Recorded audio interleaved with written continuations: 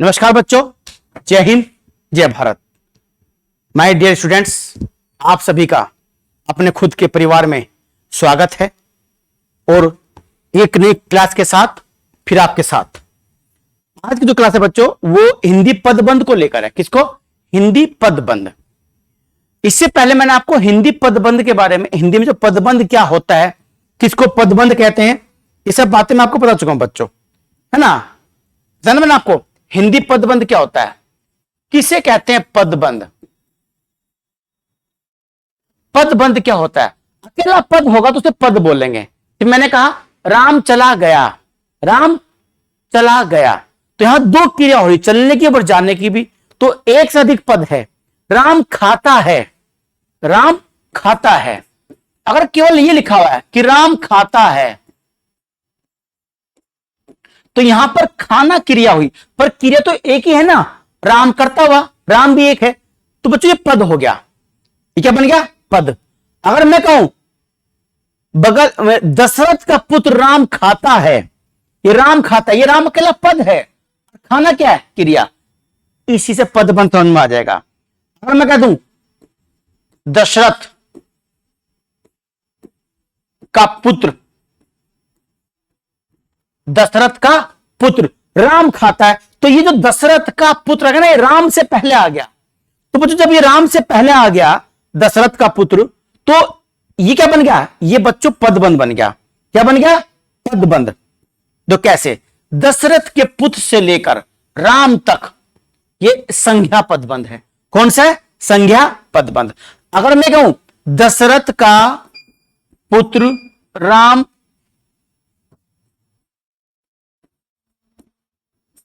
खाए जा रहा है, खाए जा रहा है, यानी खाता ही चला जा रहा है, तो खाए, जाना, रहना, ये सब क्या होगी? क्रिया। जब एक साथ कई क्रिया आ जाए तो क्रिया पदबंध हो गया। क्या बन गया? क्रिया पदबंध बन गया। दशरथ का पुत्र राम खाए जा रहा है, तो जब कई पद आते हैं एक साथ तो उसे पदबंध बोलते हैं। इससे पहले वाली क्लास में मैं आपको 5 पदबंध में से 4 बता चुका हूं। संज्ञा पदबंध, क्रिया पदबंध, विशेषण पदबंध और सर्वनाम पदबंध। आज के जो क्लास है बच्चों, आज की जो क्लास है वो है हमारी किसको लेकर? क्रिया विशेषण पदबंध। क्रिया विशेषण पदबंध को लेकर है। चलिए देखते हैं हिंदी पदबंध। आज का जो हमारा विषय होगा पदबंध। पदबंध के प्रकार मैंने बताया था 5 प्रकार का होता है पदबंध। कितने प्रकार का होता है बच्चों? 5 प्रकार का होता है। 5 प्रकार कौन कौन थे पदबंध के? याद होंगे 5 प्रकार तो पदबंध के। कौन कौन से? पदबंध का संज्ञा पदबंध, सर्वनाम पदबंध, संज्ञा, सर्वनाम, और कौन सा? विशेषण पदबंध, और कौन सा? क्रिया। ये सब बातें हमारी हो चुकी है। आज है क्रिया विशेषण पदबंध। कौन सा पदबंध है? क्रिया विशेषण। आज इसके बारे में पढ़ेंगे, क्रिया विशेषण पदबंध के बारे में। सर्वनाम हो चुका, विशेषण हो चुका, और ये सब हो चुके हैं ना। अगर जिसने नहीं देखा तो उससे पहले वाली वीडियो प्लेलिस्ट में आप देख सकते हो। आज है क्रिया विशेषण पदबंध। देखिए क्या कह रहा है ये कह रहा है जब कई पदबंध के योग से पदबंध बने और क्रिया की विशेषता बताए। किसकी विशेषता? क्रिया की। अर्थात जहां प्रमुख पद क्रिया विशेषण हो तो वहां क्रिया विशेषण पदबंध कहलाता है। यानी जब कोई पद क्रिया की विशेषता बताए, किसकी विशेषता? क्रिया की बताए। जब संज्ञा की बताएगा तो संज्ञा पदबंध कहलाएगा, यानी वो संज्ञा बताएगा तो उसको बोलेंगे विशेषण पदबंध। विशेषण, क्योंकि क्या था आपने पढ़ा था विशेषण पदबंध। विशेषण पदबंध जो था वो संज्ञा की या किसकी? सर्वनाम की विशेषता बता रहा था। किसकी? संज्ञा की या सर्वनाम की। तो जो संज्ञा सर्वनाम की विशेषता बताए वो होता है विशेषण पदबंध, और जो क्रिया की बताए, किसकी बताए, क्रिया की, जो क्रिया की विशेषता बताए उसे बोलते हैं बच्चों क्रिया विशेषण पदबंध, उसे ये बोलते हैं। कैसे, जैसे मैं कहूं राम उधर चला गया, हमने अव्यय पढ़ा है, और अव्यय में पहला अव्यय हमने यही पढ़ा था बच्चों, कौन सा, क्रिया विशेषण अव्यय। इसमें रीतिवाचक, कालवाचक, स्थानवाचक। मैं कह रहा हूं राम इधर चला गया, राम सुबह से बैठा है, राम सुबह से बैठा है, तो बैठना क्या हुआ, क्रिया हुई। क्या बता विशेषता, सुबह से बैठा है, तो सुबह से क्या हुई, उसकी विशेषता होगी, किसकी, क्रिया की। तो क्या बन गया, क्रिया पदबंध बन गया। यानी क्रिया की विशेषता बताने वाला क्रिया विशेषण तो होता ही है, पर जब एक साथ कई पद आ जाए, अगर एक पद है तो भी क्रिया विशेषण पदबंध है, और दो पद है तो भी क्रिया विशेषण पदबंध है। जैसे कुछ वाक्य है, मां कल सुबह तक आएगी, मां कल सुबह तक आएगी, मैं कहूं मां कल सुबह तक आएगी। अगर मैं कहूं राम कल शाम तक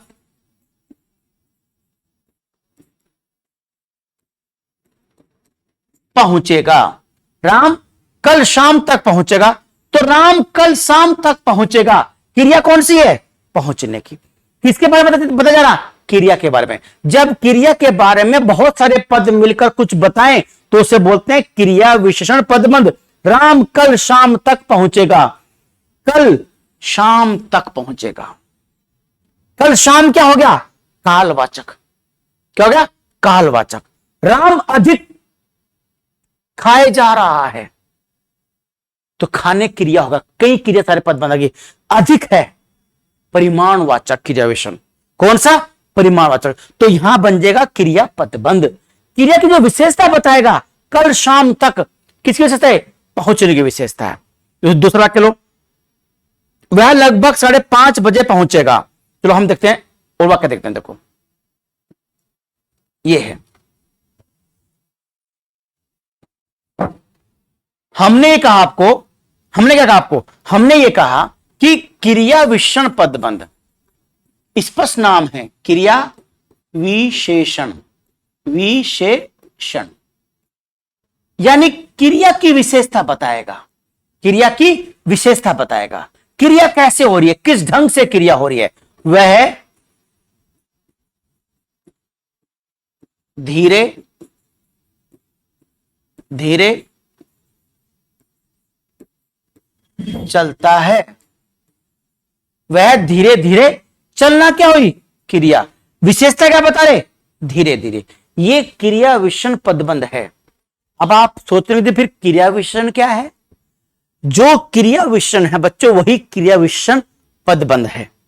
एक पद भी क्रिया की विशेषता बताए तो भी क्रिया पदबंध, और एक से अधिक पद बताए तो भी क्रिया विशेषण पदबंध होता है। याद रखिए बात, विशेषण पदबंध क्या होगा, विशेषण का मतलब देखो विशेषता बता। मैं बताऊं आपको कि काराकोरम से कन्याकुमारी तक भारत एक है, काराकोरम से कन्याकुमारी तक भारत एक है, तो भारत की विशेषता हुई है, और भारत क्या अपने आप में संज्ञा है, तो संज्ञा की विशेषता बताने वाले क्या होते हैं, विशेषण होते हैं।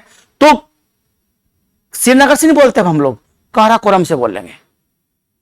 कहां से, काराकोरम से। तो काराकोरम से कन्याकुमारी तक भारत एक है। अगर भारत को शामिल कर लेंगे तो संज्ञा पदबंध, और भारत से पहले पहले करेंगे तो विशेषण पदबंध हो जाएगा। वो संज्ञा की विशेषता हुई। जब क्रिया की विशेषता होगी तो हमारा क्या होगा बच्चों, क्रिया विशेषण पदबंध होगा। तो वह धीरे धीरे चलता है, तो किसकी विशेषता है, ये चलने की विशेषता है। मैं कहूं राम सुबह तक आ जाएगा, राम सुबह तक आ जाएगा, तो सुबह तक आ जाएगा ना, तो सुबह तक क्या हुई, उसकी क्रिया की विशेषता हुई, कालवाचक हो गया। राम यहीं पर बैठकर खाता है, राम यहीं पर बैठकर खाता है, यहीं पर बैठकर खाता है। ये राम की विशेषता नहीं है, ये उस क्रिया की विशेषता है जहां क्रिया हो रही है। स्थानवाचक। राम बगल के कमरे में बैठकर पढ़ता है। राम बगल के कमरे में बैठकर पढ़ता है, तो बैठने की क्रिया का हो रही बगल कमरे में, तो क्रिया विशेषता होगी। अगर मैं कहता कि बगल में बैठा हुआ राम पढ़ रहा है, बगल में बैठा हुआ राम पढ़ रहा है, तो राम की विशेषता होगी। तो राम यानी संज्ञा हो गया, संज्ञा विशेषण हो गया, ठीक ना, संज्ञा पद बंद हो गया। और क्या कह रहा मैं, राम बगल के कमरे में बैठकर खाता है, तो क्रिया की विशेषता होगी। दोनों स्पष्ट अंतर समझ गए होंगे, संज्ञा पदबंध में भी और क्रिया विशेषण पदबंध में भी। एक ही उदाहरण को 4 बार देख लो। बगल में बैठा हुआ राम सुबह से पढ़ रहा है। बगल में बैठा हुआ राम सुबह से पढ़ रहा है। बगल में बैठा हुआ अगर यहां तक है तो विशेषण हो गया। बगल में बैठा हुआ राम तक अगर रेखांकित है तो संज्ञा पदबंध हो गया। बगल में बैठा हुआ राम सुबह से पढ़ रहा है, तो क्रिया कब से हो रही, सुबह से। ये क्रिया विशेषण पदबंध, क्योंकि क्रिया की विशेषता होगी, सुबह से पढ़ रहा है, ये क्रिया से पहले आया है, क्रिया विशेषण। मैंने आपको बताया था जब हमने विशेषण पढ़ा था कि जो विशेषण होता ना, ये संज्ञा से पहले भी आता है, संज्ञा के बाद भी आता है। जब संज्ञा से पहले आता है,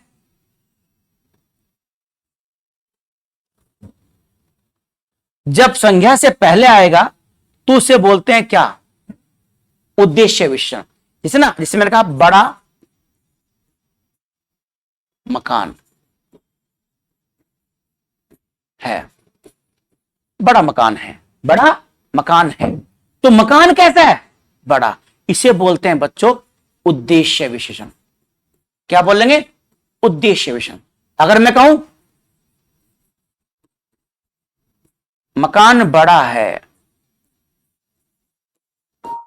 किसकी विशेषता हुई, ये भी संज्ञा की, ये भी किसकी हुई, संज्ञा की विशेषता हुई, मकान की विशेषता हुई।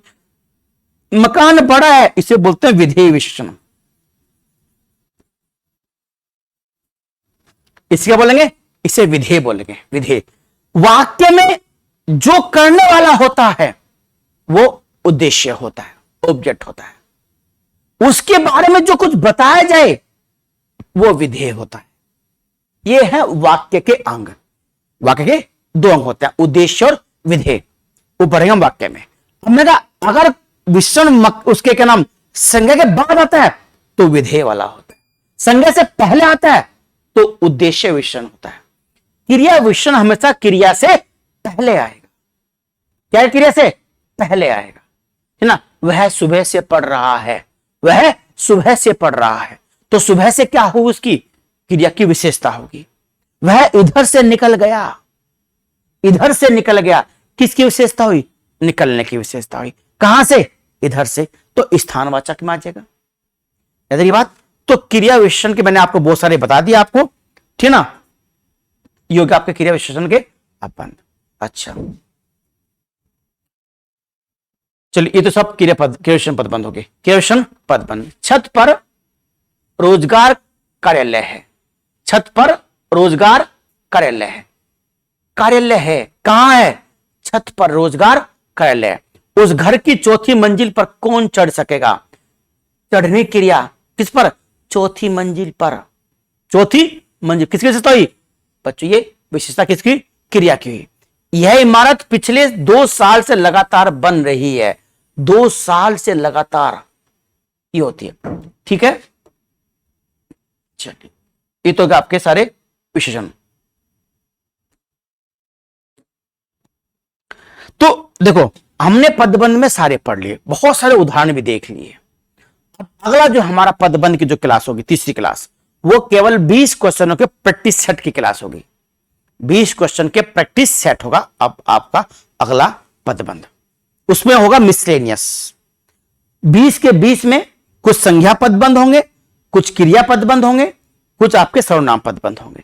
तो 20 की 20 जो क्लास होगी वो अगले पदबंध के प्रैक्टिस की होगी। अब हमारा क्रिया विशेषण समाप्त हो गए। मैंने आपको 5 के 5 प्रकार क्रिया विशेषण के बता दी हैं विद एग्जाम्पल के साथ। उम्मीद करता हूं आपके समझ में आया होगा। जय हिंद, जय भारत।